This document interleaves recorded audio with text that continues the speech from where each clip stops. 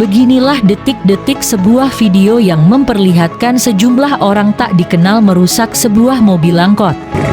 Video ini diunggah oleh akun media sosial @memomedsos di Instagram.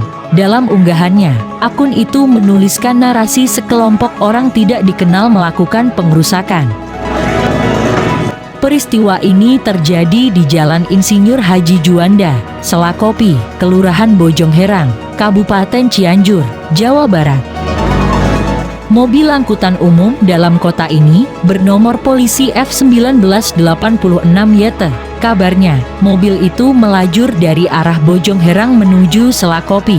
Setibanya di lokasi kejadian, ada 15 orang pemotor dikabarkan melakukan penghadangan. Beruntungnya, mobil angkot ini tidak berpenumpang. Sang sopir juga berhasil melarikan diri.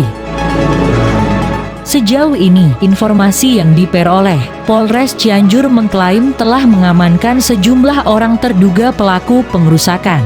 Sementara kronologis penyebab insiden pengerusakan ini belum diketahui pasti apa motifnya.